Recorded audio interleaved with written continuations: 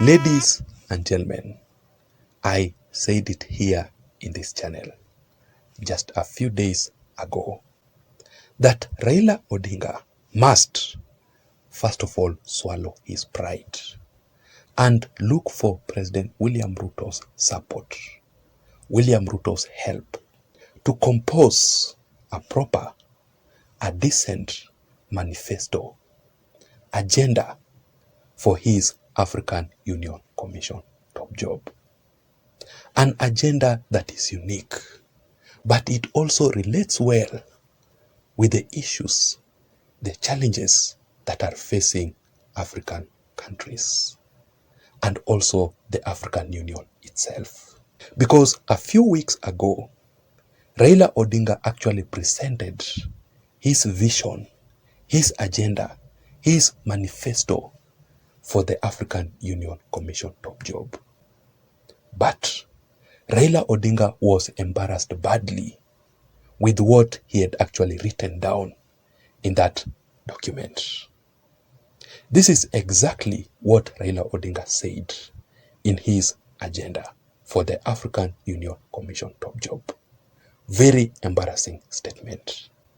He said this: "It is my hope that as the chairman of the African Union Commission, I will help the continent to embark on a long-deferred dreams, including making River Nile navigable."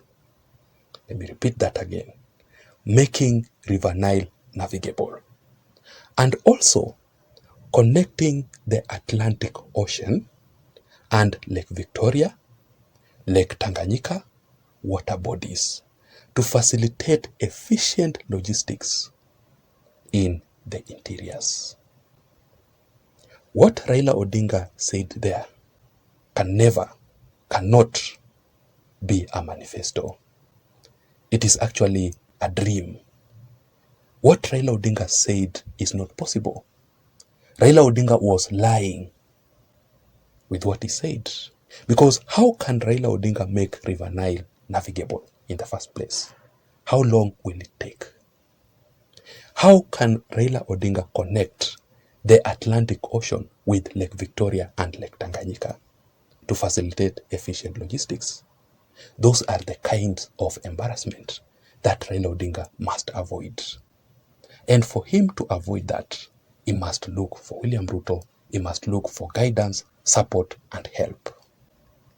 But it turned out that Raila Odinga actually met with William Ruto recently in State House.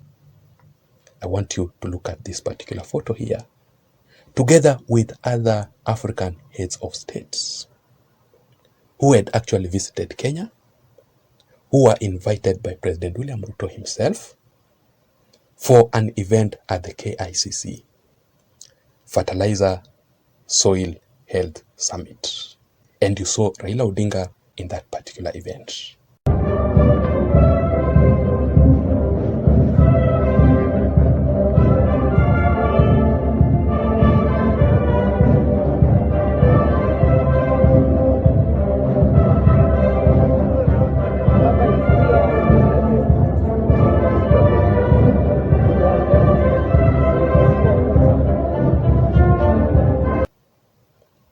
It turns out that Raila Odinga and these African heads of state, President William Ruto being included, they came up with a very decent, proper manifesto. Today, Raila Odinga has officially outlined a new agenda, a new manifesto with 5 key pillars in his priority list. Raila Odinga will use this manifesto during his African Union Commission campaigns. And in that particular document, ladies and gentlemen, there is no Raila Odinga's handwriting there. You can clearly tell. It is easy to tell Raila Odinga's handwriting. If Raila Odinga can talk about how to make River Nile navigable, how to connect Pacific Ocean with Lake Victoria in Kisumu and Lake Tanganyika, then you can clearly tell Raila Odinga's handwriting. So I want us to go through this manifesto contributed by William Ruto and the African heads of states. But before that, just a quick reminder that if you are listening to me and you haven't subscribed, this is the time. I want you to take just 1 second or two and subscribe to this channel. You can also give this video a like. Just press the thumbs up button down below so that YouTube can automatically recommend this channel and this video in particular to reach out to others, because the only way that we can improve this channel to grow is by subscribing. To all who have already subscribed, I want to appreciate you so much. Having said that, now let us go straight into the details. Number one, he says this: he will focus on the African Union and institutional reforms. Immediately, he becomes the African Union Commission president. What Raila Odinga is talking about here, AU institutional reforms, is very, very important. Raila Odinga was advised by the African Union heads of state when it visited Kenya recently about the challenges and the structure of the African Union itself. So first of all, Raila Odinga must review, must restructure all the African Union activities, responsibilities to be accountable. That is the first thing.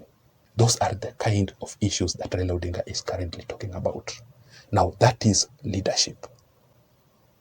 Number two, Raila Odinga is talking about financing the African Union Commission. Let me ask you, as at now, where exactly does the AU get its finance? When you do your proper research, you will realize that the African Union Commission actually depends on donor funding. There are also some contribution from African Union countries, but not all the African Union countries actually contributes the amount that is supposed to be. So Raila Odinga must come up with a structure on how to finance the African Union,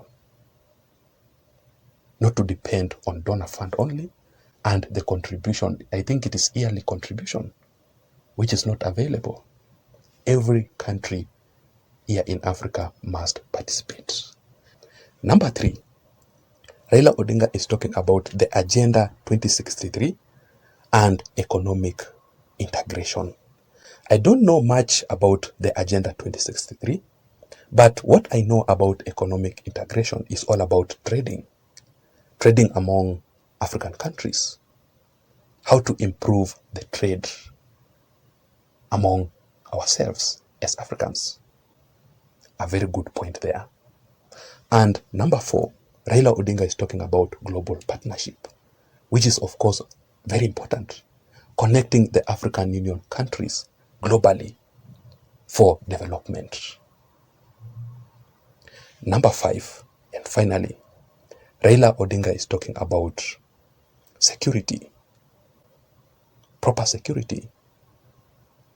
I don't really know if Raila Odinga knows about peace and security that he's talking about, because what I've always known about Raila Odinga is violence during his demonstrations, the street protests. But Raila Odinga must ensure that there is no violence here in Africa. And if by any chance violence occurs, Raila Odinga must come up with how to solve the issues peacefully. Those are the kind of issues that Raila Odinga is talking about in his new agenda, vision, manifesto for the African Union Commission top job. I don't know what you think. I want to also know your thoughts and your opinions in the comment section down below. What can you say about Raila Odinga's recent manifesto? Is it good? Is it bad? Please don't forget to subscribe to this channel Let me see you again in my next video analysis. My name is Jason, and bye-bye.